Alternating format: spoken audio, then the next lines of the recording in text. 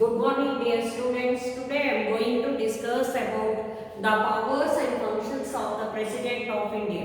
So in the previous class we already discussed what are the various modes of impeachment of the President of India. How the President of India will be removed from the post of the President we already discussed.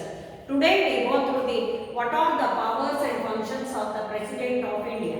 We can classify the powers and functions of the President of India into 7 categories. One is called as executive power, second one is called legislative power, then third one is called as a judicial power, fourth one is called financial power, fifth one is called military powers, sixth one diplomatic power, and last one is called emergency power. So today we go through the various powers usually exercised by the President of India. What are the executive powers? So I already explained there are three organs in the government: the legislature and executive and the judiciary. The President of India will act as a nominal head of the executive. So he will act as a nominal head of the executive. As a nominal head of the executive, he will make some appointments. He will appoint the Prime Minister of India and the Chairman of UPSC and Chairman of Finance Commission. Then he will nominate 12 members of Rajya Sabha. So these powers are usually exercised by the executive head of the nation. So the executive head is called as a President of India. He is called only a nominal head of the executive. Then we go through the legislative power. I already explained legislature's duty is to make laws. So what are the legislative power usually exercised by the President of India? Every year the Parliament will call for two sittings. Two sittings in a year. Parliament will conduct two sessions in the year. So in between two sessions there must be a 6 months gap in between two sessions. So usually one session will be conducted in the summer season and another session will be conducted in the winter season. So it is the duty of the President of India. He can summon for the sessions of the Parliament. Then he can call for the joint sitting of both the sessions. So he will inaugurate the first session of the Parliament. So once the government is formed, he will make an inaugural speech by addressing the joint sitting made in the Parliament. So if any deadlock is created in between the Rajya Sabha and Lok Sabha for passing any particular bill, then that deadlock will be solved by the President of India by calling the joint sitting of the particular Parliament. So these are the legislative power usually exercised by the President of India. Then third one, judicial power. So the President of India will also exercise some of the judicial power. So he will make an appointments of the Chief Justice of India and all Chief Justice of all High Courts of various states, and he will also make an order for the transfer of the judges of High Court from one court to another court, and he will appoint all judges of the Supreme Court. So these are considered as a judicial power. And another power is included as a special power of the President of India, that is power of pardon. If some national criminals are there, if they want to surrender before the President of India, when a particular national criminal surrendered before the President of India, then President of India will exercise a power of pardon. By excusing that particular criminal, he can be acquitted from the court or acquitted from the jail. So that is called as a judicial power. So President of India can also pass an ordinance. When the ordinance can be passed, when both the houses are not in session, so during that time, in the interest of the general public, if they want to make one law, during that time the President of India will make an order for the ordinance. So ordinance is nothing but a law framed by the President of India. Then what are the financial power? So all financial bills should be submitted before the houses of the parliament. Without the approval of the President of India, no bill will be presented before both the houses. Then the second one, before presenting the budget by the finance minister, he must get the consent from the President of India. By getting the permission only, he can present the budget before the House of Parliament. Then third one, the chief of the finance commission or head of the finance commission will be appointed by the President of India. So these are the financial power usually exercised by the President of India. Then the fourth one, military powers. So there are three parts in the military: Navy, Army and Air Force. So head of three parts, Army, Navy and Air Force heads are usually appointed by the President of India. He will make an order for declaration of war. He can also make an order for the peace of war. So he can declare an order for war and he can also stop the war at any time. So these are the military powers exercised by the President of India. Then next one, diplomatic powers. Who are the diplomat? Diplomats are the person who will represent India outside the country. So when one person is appointed to act on behalf of the India in a foreign country, one person will be appointed as an ambassador. That ambassadors are appointed by the President of India. All ambassadors of various nations by the India will be appointed by the President of India. Then another one, so all international treaties are executed in the name of the President. Even though they are signed by the Prime Minister of India, but all international treaties are executed in the name of the President of India. That is called diplomatic powers. Then last one, emergency power.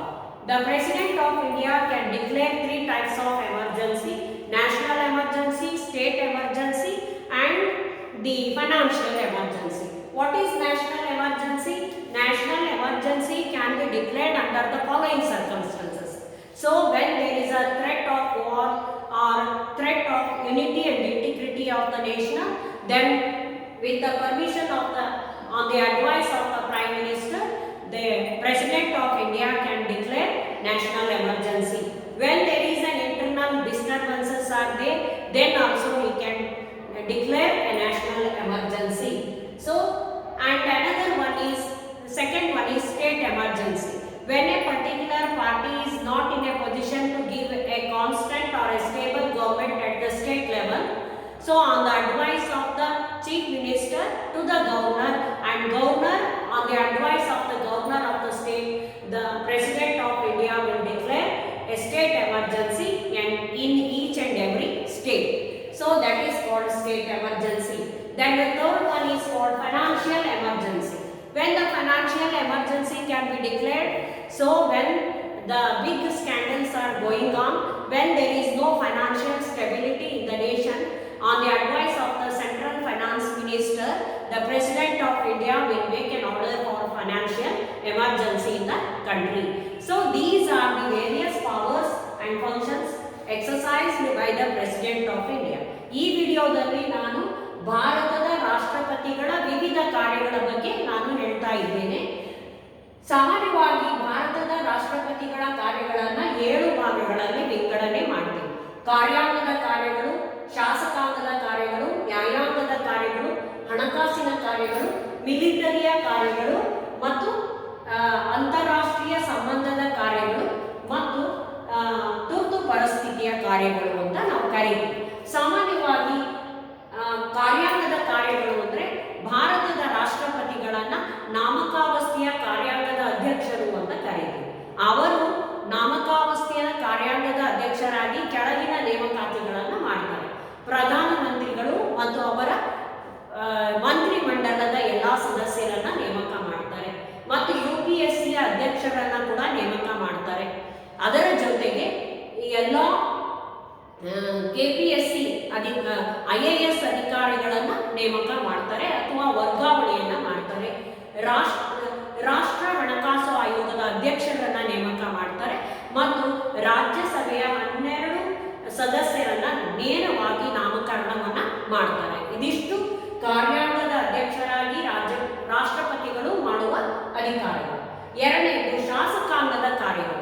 ಶಾಸಕಾಂಗದ ಕಾರ್ಯಗಳು ಅಂದ್ರೆ ಸಾಮಾನ್ಯ ಶಾಸಕಾಂಗದ ಕಾರ್ಯ ಏನು ಅಂದ್ರೆ ಶಾಸನಗಳನ್ನು ರಚನೆ ಮಾಡುವುದು. ಈ ಶಾಸನಗಳನ್ನು ರಚನೆ ಮಾಡುವ ಈ ಶಾಸಕಾಂಗ ವರ್ಷಕ್ಕೆ 2 ಬಾರಿ ಸದನದಲ್ಲಿ ಸಭೆಯನ್ನ ಕಾರ್ಯಕಲಾಪಗಳನ್ನ ನಡೆಸುತ್ತೆ. ಈ 2 ಕಲಾಪಗಳ ಮಧ್ಯೆ ಕನಿಷ್ಠ 6 ತಿಂಗಳ ಅಂತರವಿರಬೇಕು.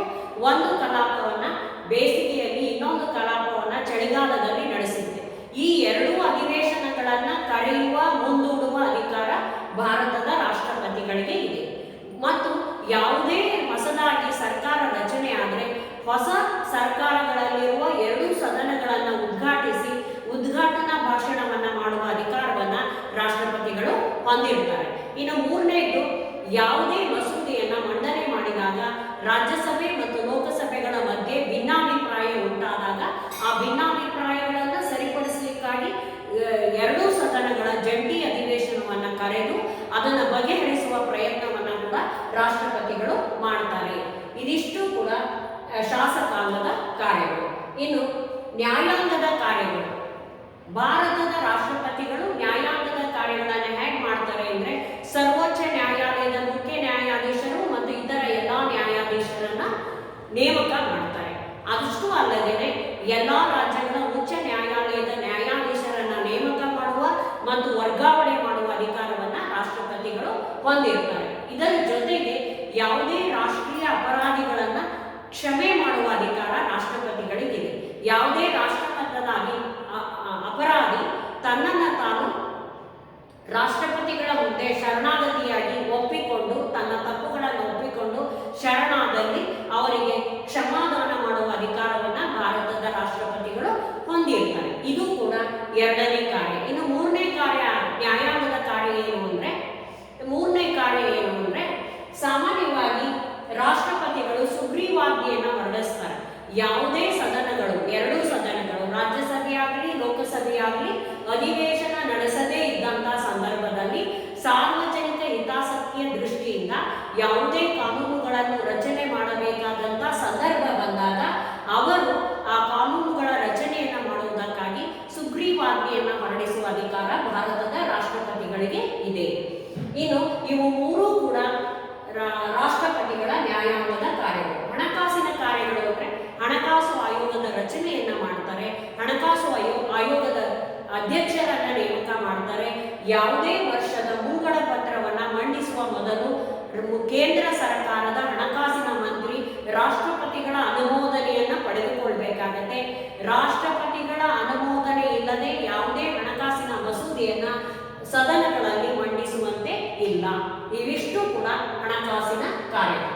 ಇನ್ನು 5ನೇದು ಮಿಲಿಟರಿಯ ಕಾರ್ಯಗಳು. ನಮ್ಮಲ್ಲಿ ಏನಿದೆ, ವಾಯುದಳ, ಸೇನಾದಳ ಮತ್ತು ನೌಕಾದಳ 3 ದಳಗಳಿದ್ದಾವೆ.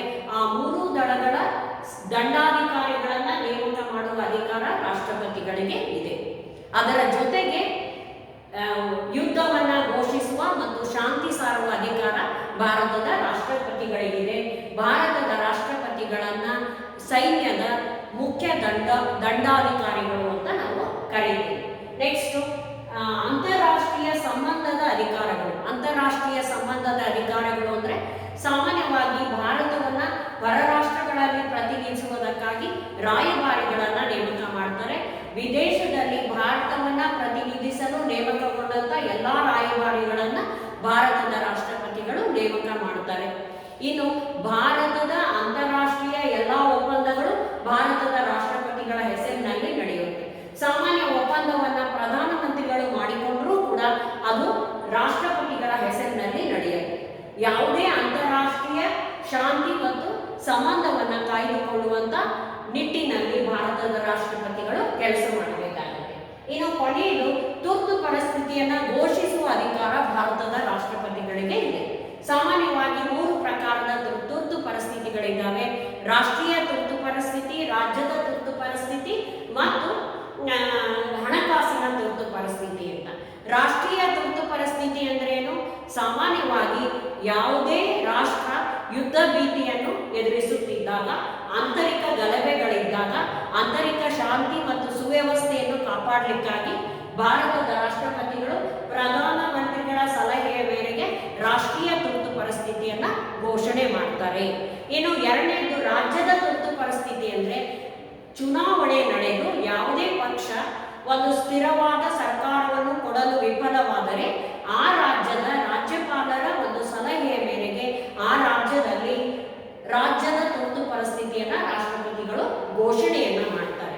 ಇನ್ನು ಹಣಕಾಸಿನ ತುರ್ತು ಪರಿಸ್ಥಿತಿ ಅಂದ್ರೆ ಸಾಮಾನ್ಯವಾಗಿ ರಾಷ್ಟ್ರದಲ್ಲಿ ಹಣಕಾಸಿನ ಗಲಭೆಗಳು ಅಥವಾ ಗೊಂದಲಗಳು ಅಥವಾ ಅಪರಾಧಗಳು ಹೆಚ್ಚಾದಾಗ, ಆರ್ಥಿಕ ಪರಿಸ್ಥಿತಿಯಲ್ಲಿ ಸ್ಥಿರತೆ ಕಂಡು ಬರದೇ ಇದ್ದಾಗ ಅವಾಗ ಏನ್ ಮಾಡ್ತಾರೆ, ಭಾರತದ ಕೇಂದ್ರ ಸರ್ಕಾರದ ಹಣಕಾಸಿನ ಮಂತ್ರಿಯ ಒಂದು ಸಲಹೆಯ ಮೇರೆಗೆ ಕೇಂದ್ರ ಸರ್ಕಾರದ ಹಣಕಾಸಿನ ಮಂತ್ರಿಯ ಮೇರೆಗೆ ಭಾರತದ ರಾಷ್ಟ್ರಪತಿಗಳು ಹಣಕಾಸಿನ ತುರ್ತು ಪರಿಸ್ಥಿತಿಯನ್ನು ಘೋಷಿಸುತ್ತಾರೆ. ಇದಿಷ್ಟು ಕೂಡ ಭಾರತದ ರಾಷ್ಟ್ರಪತಿಗಳ ಅಧಿಕಾರ ಮತ್ತು ಕಾರ್ಯಗಳು.